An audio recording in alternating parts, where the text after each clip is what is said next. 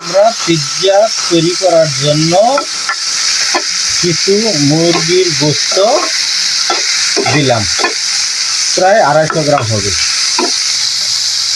তেল দিয়ে মুরগির মাংসগুলো ভালো করে ভেজে নিব। আপনারাও এইভাবে ভেজে নেবেন।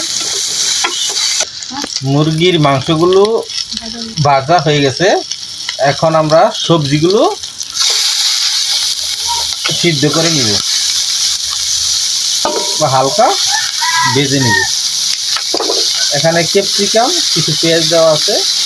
আমরা মুরগির মাংসের সাথে এগুলো ভেজে নিচ্ছি।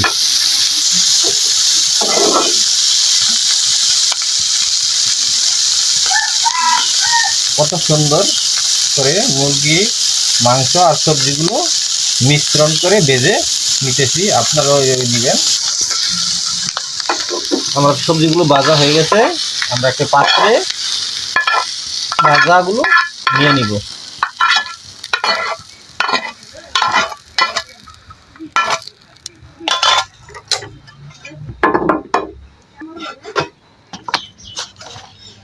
আমরা ময়দা, তেল দিয়ে ও পানি দিয়ে ভালো করে মিশিয়ে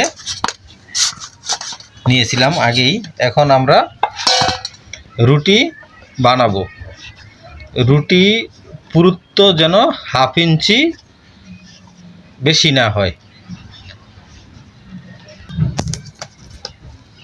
ভালো করে মিশিয়ে নেবেন যাতে দানা দানা না থাকে।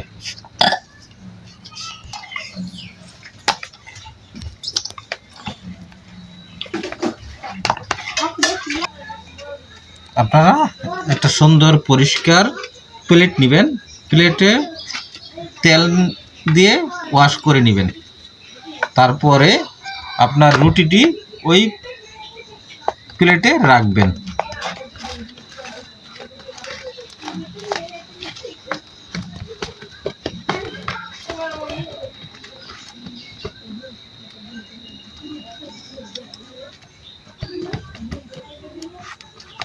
আমরা রুটিতে ইস্ট দেওয়া ছিল, এজন্য কাটা চামচ দিয়ে ফুটা করে দিবেন যাতে রুটিটি ফুলে না যায়। ফুটা করা হয়ে এখানে টমেটো সস দিবেন 2 চামচ। ভালো করে টমেটো রুটিটির সাথে মিশিয়ে নেবেন যাতে রুটির প্রতিটি অংশে মিশ্রণ হয়। সালাদ দিয়ে দিব। আপনারা দেখতে পাচ্ছেন সালাদ দিচ্ছি।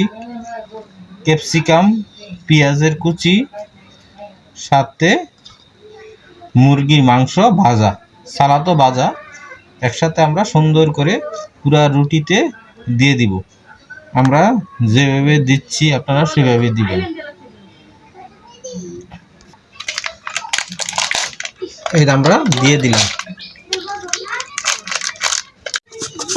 চিজ দিয়ে দিলাম কুচি কুচি করে। আপনারা পুরা অংশেই চিজ দিয়ে নেবেন। চিজ সুন্দর করে দিলে আপনার স্বাদও ফ্লেভারও ভালো আসবে।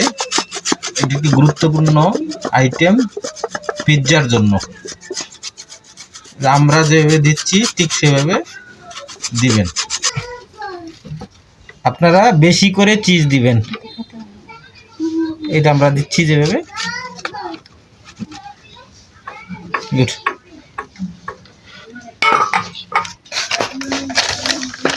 চিজ দেওয়া হয়ে গেছে।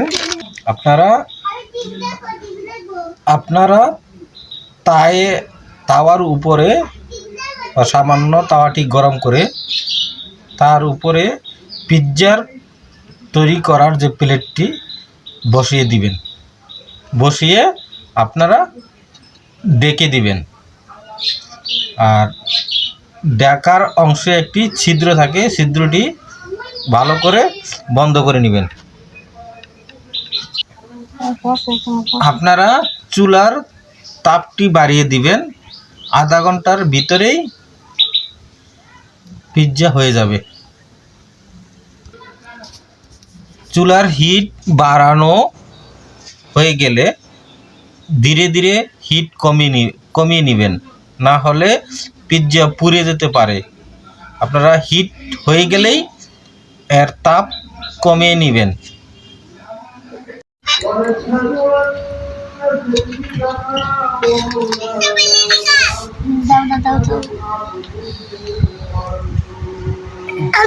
কত সুন্দর হয়েছে।